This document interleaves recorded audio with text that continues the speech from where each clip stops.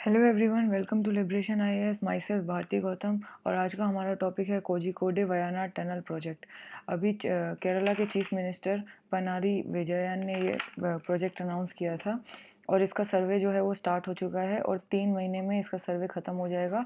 3 महीने में इसका सर्वे ख़त्म होने के बाद मार्च से ये प्रोजेक्ट जो है वो स्टार्ट हो जाएगा, मार्च 2021 से, और 2024 में ये प्रोजेक्ट ख़त्म हो जाएगा। 3 साल का ये प्रोजेक्ट है।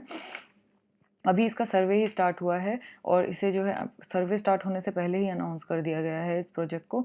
तो अब इस प्रोजेक्ट की जो डिमांड है वो 1970s से हो रही है। इस टनल की डिमांड 1970s से हो रही है और 2015 में जो लास्ट गवर्नमेंट थी उसने एक सर्वे करवाया था प्राइवेट पार्टीज से एक सर्वे करवाया था इस टनल के लिए, और उन्होंने इसे ग्रीन सिग्नल दे दिया था विद द कंडीशन कि जो है इसका एंट्री और एग्ज़िट पॉइंट जो है, टनल का एंट्री और एग्ज़िट पॉइंट जो है वो प्राइवेट लैंड में होगा, वो फॉरेस्ट लैंड में नहीं होगा, वो प्राइवेट लैंड में होगा।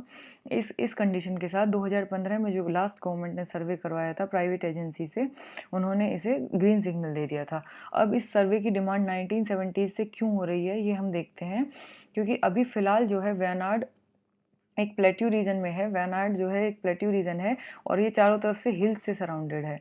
तो वयनाड से अगर हम कोझिकोडे, वयनाड एक बहुत अच्छा टूरिस्ट प्लेस है। अगर हम कोझिकोडे से वयनाड को कनेक्ट करें, देखें कि अगर हम कोझिकोडे से वयनाड को कनेक्ट करके देखें, ये कोझिकोडे से वयनाड जो है ये थामारासरी रोड से कनेक्टेड है। ये थामारासरी रोड है, इससे कनेक्टेड है कोझिकोडे से वयनाड NH 766 पे।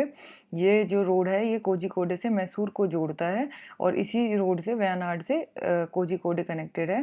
तो ये वयनाड क्योंकि टूरिस्ट प्लेस है, तो और कोझिकोडे में जो नियरेस्ट एयरपोर्ट है दैट इज़ कोझिकोडे, तो कोझिकोडे से वयनाड जाना टूरिस्ट के लिए बहुत इंपॉर्टेंट होता है। इसलिए अब जो ये 13 किलोमीटर का स्ट्रेच है, हिली स्ट्रेच, ये 2 लेन रोड है।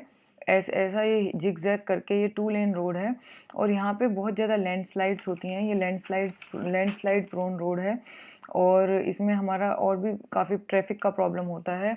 मॉनसून में इसमें बहुत ज़्यादा लैंडस्लाइड्स होती हैं और बहुत ज़्यादा एक्सीडेंट्स होते हैं। तो इसलिए जो है 1970 से इसकी डिमांड की जा रही है कि ऑल्टरनेट रूट जो है इसका बनाया जाए, कोई टनल बनाई जाए।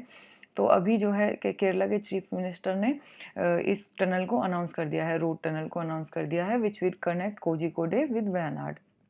ये 7 किलोमीटर लंबी टनल होगी और ये अगर ये बन जाती है तो ये कंट्री की 3rd लॉन्गेस्ट टनल होगी, अगर ये बन जाती है तो। और अभी फ़िलहाल जो है कंट्री की जो लॉन्गेस्ट टनल है दैट इज़ अटल टनल। ये अटल टनल ये है हमारी 9.2 kilometres long and this connects हमारा मनाली से, ये हमारा मनाली से स्पीति को कनेक्ट करती है, लाहौल स्पीति वैली को कनेक्ट करती है ये हमारी मनाली से। तो ये टनल हमारी 9.2 किलोमीटर है और हमारी सबसे लंबी टनल है। केरला में जो सबसे लंबी टनल है वो है 962 किलोमीटर्स की, केरला की सबसे मीटर्स की, सॉरी। ये केरला की सबसे लंबी टनल है। ये है हमारी कुथुराम में और दिस इज़ बिटवीन थिरुसुर एंड पल्लाकाड। थिरुसुर और पल्लाकाड को कनेक्ट करती है और ये 962 किलोमीटर की टनल है और ये केरला की सबसे लंबी टनल है। अब जो हमारी टनल बन रही है इसका एंड पॉइंट होगा मरीपूजा। मरीपूजा से ये हमारा कालाडी को कनेक्ट करेगी। इट विल कनेक्ट मरीपूजा, ये हमारा कालाडी है ये हमारा, और यहाँ हमारा मरीपूजा होगा। ये मरीपूजा से कालाडी को कनेक्ट करेगी, 7 किलोमीटर लंबी टनल। और हमारा ये प्रोजेक्ट कॉस्ट करेगा 900 करोड़ और जिसमें कि 658 करोड़ जो हैं केरला स्टेट इंफ्रास्ट्रक्चर फंड से ऑलरेडी अलॉट कर दिए हैं गवर्नमेंट ने। ये मैं आपको बता चुकी हूँ पहले। जो है वयनाड हमारा प्लेट्यू रीजन है, चारों तरफ से हमारा जो है हिल्स से सराउंडेड है और वयनाड को जो बाहर से कनेक्ट कर रही हैं, वयनाड जो बाहर के area, whether it is Tamil Nadu और केरला में कहीं भी, ये 4 रोड से कनेक्टेड होते हैं। चारों की चारों जो है हिली स्ट्रेच में से होके निकलते हैं। 4 रोड्स हैं, चारों की चारों हिली स्ट्रेच में से होके निकलते हैं।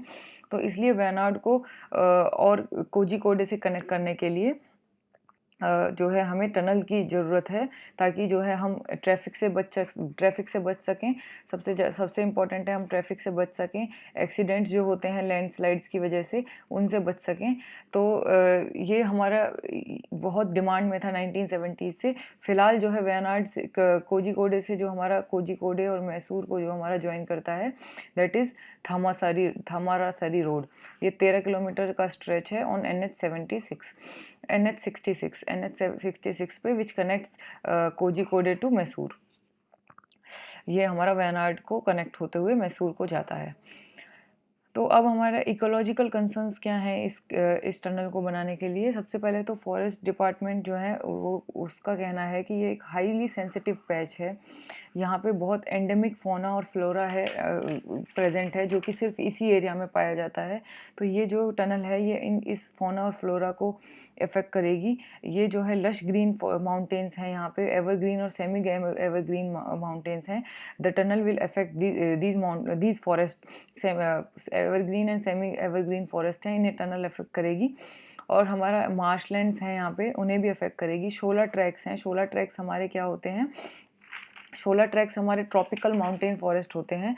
जैसे कि ये माउंटेन है साउथ इंडिया में, तो इसके वैलीज़ में शोला ट्रैक्स पाए जाते हैं।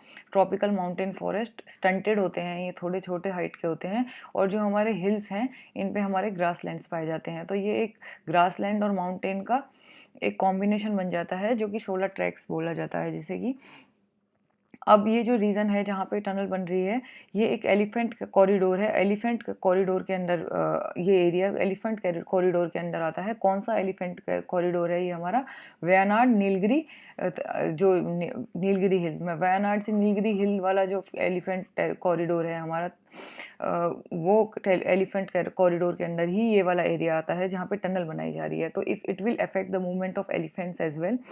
अब हमारा दो रिवर जो हैं, दो हमारी चेलियार और काबिनी। काबिनी हमारी कावेरी की ट्रिब्यूटरी है। तो चेलियार और कावेरी जो रिवर हैं ये हमारी इस एरिया से ही ओरिजिनेट होती हैं और ये हमारी कर्नाटका में जाती हैं। तो it will affect the flow of these rivers as well, directly और इनडायरेक्टली। और हमारा इस एरिया में बहुत ज़्यादा लैंडस्लाइड प्रोन हो जाता है मॉनसून के सीजन्स में। 2019 में हमने कवालापुरा करके एक एरिया है, उसमें लैंडस्लाइड हुई थी और 17 people were killed in 2019 in that landslide. तो ये सब हमारे इकोलॉजिकल कंसर्न्स हैं। इसके अलावा हमारा जो ये प्रोजेक्ट है, ये जो दो हिल्स हैं इनके बीच में बन रहा है। इसमें से एक है वेलारीमाला हिल और एक है हमारी चमेरा हिल। ये दोनों हिल्स जो हैं वो ecologically most ecologically fragile area है, जिसमें अगर हम थोड़ा सा भी इकोलॉजिकली फ्रेजाइल से कहने का हमारा मतलब है, अगर हम इसमें थोड़ा सा भी डिस्टर्बेंस करेंगे तो यहाँ के फौना और फ्लोरा जो हैं वो बहुत ज़्यादा मात्रा में डिस्टर्ब हो जाएंगे।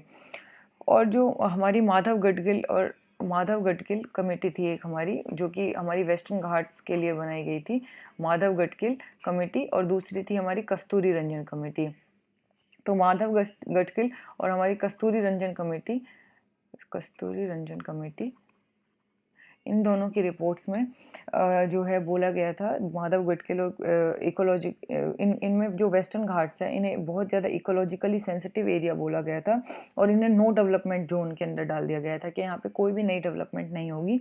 फिर भी जो है केरला के चीफ मिनिस्टर ने बिना सर्वे कंप्लीट हुए, बिना एनवायरनमेंट इम्पैक्ट असेसमेंट कंप्लीट हुए, बिना किसी भी चीज़ के, सिर्फ इलेक्शंस को पॉइंट ऑफ व्यू में रखते हुए, क्योंकि नेक्स्ट ईयर जो है केरला में इलेक्शंस हैं, ये प्रोजेक्ट को अनाउंस कर दिया है। और हमारे और क्या कंसर्न्स हैं इसमें, एनवायरनमेंट क्लियरेंसेज में हमारे क्या क्या इश्यूज आएंगे इस प्रोजेक्ट के। Ministry of environment, forest and climate change ने 2018 में अपनी गाइडलाइंस को चेंज किया था और गाइडलाइंस को चेंज करके बोला था कि जो फॉरेस्ट एक्ट है वो सिर्फ सरफेस एरिया पे अप्लाई नहीं होगा। जैसे कि ये फॉरेस्ट है तो इसके सरफेस एरिया पे ही अप्लाई नहीं होगा, ये जो एरिया बीनीथ द ट्रीज़ है, मतलब जो अंडरग्राउंड एरिया है, उस पर भी फॉरेस्ट एक्ट अप्लाई होगा। जैसे कि हमारा माइनिंग एक्टिविटीज़ जो हो रही हैं जो हमारी फॉरेस्ट के अंदर होती हैं, अंडर द ग्राउंड जो होती हैं, इन पे भी फॉरेस्ट एक्ट अप्लाई होगा। तो इस टनल पे भी फॉरेस्ट एक्ट अप्लाई होगा। तो हमारी एनवायरनमेंट इम्पैक्ट असेसमेंट जब होगी, जब हमारे एनवायरनमेंट मिनिस्ट्री ऑफ एनवायरनमेंट से हमारा जो क्लियरेंसेज मिलेंगी, तो उसमें जो है इश्यूज़ आएंगे। और ये बोला जा रहा है कि जो कि 7 किलोमीटर का लॉन्ग का जो ये स्ट्रेच है, केरला गवर्नमेंट बोल रही है कि भाई हम तो ये टनल जो है अंडरग्राउंड निकाल रहे हैं, तो जो सरफेस है उस पर कोई फ़र्क नहीं पड़ेगा। लेकिन 7 किलोमीटर लॉन्ग अगर आप टनल निकाल रहे हो तो आपको जो है इमरजेंसी एग्जिट पॉइंट्स भी निकालने पड़ेंगे, आपको एयर वेंटिलेशन वेल्स भी देने पड़ेंगे, जिससे कि हमारी जो फॉरेस्ट है उस पर बहुत ज़्यादा फ़र्क पड़ेगा। तो ये सिर्फ इलेक्शंस को पॉइंट ऑफ व्यू में रखते हुए अनाउंस कर दिया गया है। सबसे पहले हमारी सर्वे होगी, सर्वे के बाद हमारी जो है डिटेल्ड प्रोजेक्ट रिपोर्ट बनाई जाएगी, डिटेल्ड प्रोजेक्ट रिपोर्ट हमारी बनाई जाएगी। उसके बाद हमारी एनवायरनमेंट इम्पैक्ट असेसमेंट होगी। उसके बाद हमारा मिनिस्ट्री ऑफ एनवायरनमेंट से हमारे मिनिस्ट्री ऑफ एनवायरनमेंट फॉरेस्ट और क्लाइमेट चेंज से हमारा जो है परमिशन लेना पड़ेगा। उसके बाद इस टनल का जो काम है वो शुरू हो सकता है, उससे पहले नहीं हो सकता। तो अभी हम देखते हैं कि क्या होता है 3 महीने बाद। That's it for today. Thank you very much.